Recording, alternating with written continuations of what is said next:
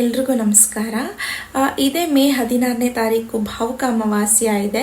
ಅವತ್ತಿನ ದಿನ ಶನಿವಾರ ಆಗಿರೋದ್ರಿಂದ ಅದನ್ನ ಶನಿ ಜಯಂತಿ ಅಂತ ಕೂಡ ಕರೀತಾರೆ, ಹಾಗೆ ಶನಿಶ್ಚರಿ ಅಮಾವಾಸ್ಯ ಅಂತ ಕೂಡ ಕರೀತಾರೆ.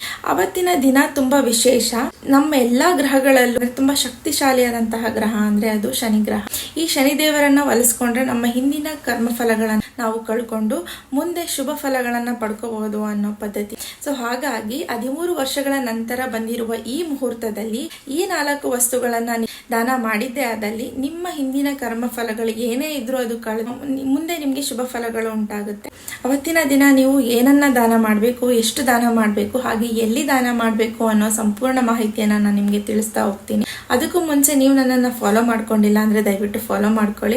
ಮೊದಲನೇದಾಗಿ ಕಪ್ಪು ಎಳ್ಳನ್ನ ನೀವು ದಾನ ಮಾಡಬಹುದು. ಎರಡನೇದಾಗಿ ಎಳ್ಳೆಣ್ಣೆಯನ್ನ ದಾನ ಮಾಡಬಹುದು. ಮೂರನೇದಾಗಿ ಕಪ್ಪು ವಸ್ತ್ರವನ್ನ, ಕಾಟನ್ ವಸ್ತ್ರವನ್ನ ನೀವು ದಾನ ಮಾಡಬಹುದು. ಹಾಗೆ 4ನೇದಾಗಿ ಅರಿಶಿಣದ ಬೇರನ್ನ ನೀವು ದಾನ ಮಾಡಬಹುದು. ನೀವು ಅನುಕೂಲ ಇದ್ರೆ 4 ಮಾಡಬಹುದು, ಇಲ್ಲ ಯಾವ್ದಾದ್ರು ಒಂದನ್ನು ಕೂಡ ನೀವು ಮಾಡಬಹುದು. ಇದರಲ್ಲಿ ಯಾವುದನ್ನೇ ನೀವು ದಾನ ಮಾಡಬೇಕು ಅಂದ್ರೂ ಅದು 7 ಕೌಂಟ್ಸ್ ಅಲ್ಲಿ ಇರಬೇಕು. ಅಂದ್ರೆ 7 ಮೀಟರ್ಸ್ ನೀವು ಕಪ್ಪು ವಸ್ತ್ರವನ್ನ ದಾನ ಮಾಡಬೇಕು.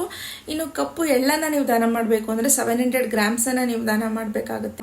ಎಳ್ಳೆಣ್ಣೆಯನ್ನ ನೀವು ದಾನ ಮಾಡ್ತೀರಿ ಅಂದ್ರೆ 700 ml ನೀವು ದಾನ ಮಾಡಬೇಕಾಗುತ್ತೆ. ಇನ್ನು ಅರಿಶಿಣದ ಬೇರನ್ನ ನೀವು 7 ಪೀಸಸ್ ತಗೊಂಡು ದಾನ ಮಾಡಬೇಕಾಗುತ್ತೆ.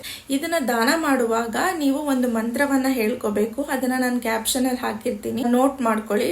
ಅದನ್ನ ಹೇಳ್ಕೊಳ್ತಾ ನೀವು ಈ ಶುಭ ಮುಹೂರ್ತವನ್ನ ನೀವು ಮಿಸ್ ಮಾಡ್ಕೊಳ್ದೇನೆ ಅವತ್ತಿನ ದಿನ ಶನಿದೇವ ದೇವಸ್ಥಾನಕ್ಕೆ ಹೋಗಿ ಈ ವಸ್ತುಗಳನ್ನ ನೀವು ದಾನ ಮಾಡಿದ್ದೆ ಆದಲ್ಲಿ ನಿಮ್ಮ ಮುಂದಿನ ದಿನಗಳು ಸುಖದಾಯಕವಾಗಿರುತ್ತೆ ಅಂತಾನೆ ಹೇಳ್ಬೋದು. ನಿಮ್ಮ ಲೈಫ್ ಅಲ್ಲಿ ಏನೇ ಒಂದು ಅಡೆತಡೆಗಳಿದ್ರು ಕಳೆದು ಒಳ್ಳೆ ದಿನಗಳು ಶುರುವಾಗುತ್ತೆ ಅಂತಾನೆ ಹೇಳ್ಬೋದು. ಋಣಾನುಬಂಧ ರೂಪೇಣ ಪಶು ಪತ್ನಿ ಸುತ ಆಲಯ ಅಂತ ಹೇಳ್ತಾರೆ. ಅಂದ್ರೆ ಋಣ ಇದ್ರೇನೆ ನಮ್ಗೆ ಪಶು ಆಗ್ಲಿ, ಮದುವೆ ಆಗ್ಲಿ, ಮಕ್ಕಳಾಗ್ಲಿ ಅಥವಾ ಮನೆ ಆಗ್ಲಿ ನಮ್ಗೆ ಸಿಗುವಂಥದ್ದು.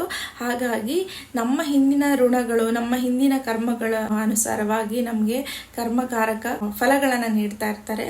ನಮ್ಮ ಹಿಂದಿನ ಕರ್ಮದಲ್ಲಿ ನಾವು ಪಾಪ ಮಾಡಿರ್ತೀವೋ ಪುಣ್ಯ ಮಾಡಿರ್ತೀವೋ ನಮಗೆ ಗೊತ್ತಿಲ್ಲ. ಮುಂದಿನ ದಿನಗಳಲ್ಲಿ ಹಾಗೆ ಶುಭ ಫಲಗಳು ಸಿಗ್ಲಿ ಅನ್ನೋ ಕಾರಣಕ್ಕೆ ಈ ಮುಹೂರ್ತದಲ್ಲಿ ನೀವು ಇದನ್ನೆಲ್ಲ ದಾನ ಮಾಡಿ ಅಂತ ನಾನು ಹೇಳ್ತೀನಿ. ನನ್ನ ಈ ವಿಡಿಯೋ ಇಷ್ಟ ಆಗಿದ್ದಲ್ಲಿ ದಯವಿಟ್ಟು ಲೈಕ್ ಮಾಡಿ, ಹಾಗೆ ನಿಮ್ಮ ಪ್ರೀತಿ ಪಾತ್ರರಿಗೆ ಇದನ್ನ ಶೇರ್ ಮಾಡೋದನ್ನ ಮರಿಬೇಡಿ.